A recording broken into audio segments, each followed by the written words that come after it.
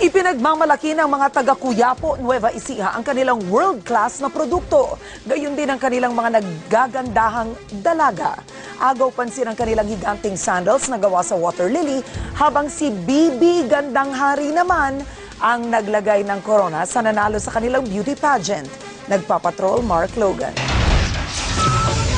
Para makita ang pinagkukunan ng ipinagmamalaki nilang water lily, kailangan mo munang sumakay din eh.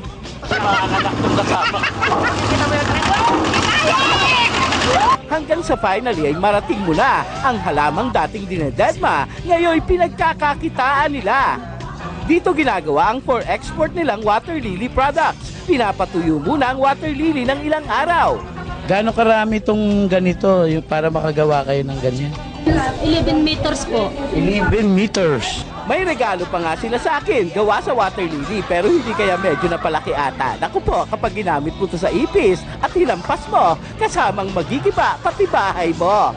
Dahil sa pagsisikap ang dating malakubong munisipyo, ngayon fully air-conditioned na ito.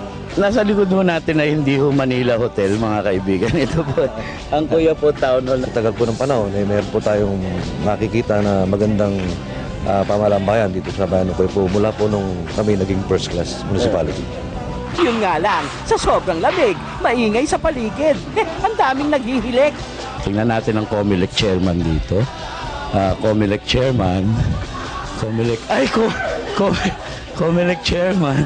Samantala, mas pinili pa ng mga kababayan niyang taga-Cuyapo si Bibi Gandang Hari para magputong ng corona sa mga tunay na babae. Mainit ang pagtanggap kay Bibi. Nakatabi nito ang kapatid na bukal at dating action star na si Romel Padilla. Habang malayo naman sa stage, si Mami Eva Carino. Saksi ang mga kwiti sa ningning ni Bibi. Maging ang palakang itong kakandi-kandirit sa harap ng stage na tila isang Prince Charming na nag-aantay ng halik para makalaya sa sumpa.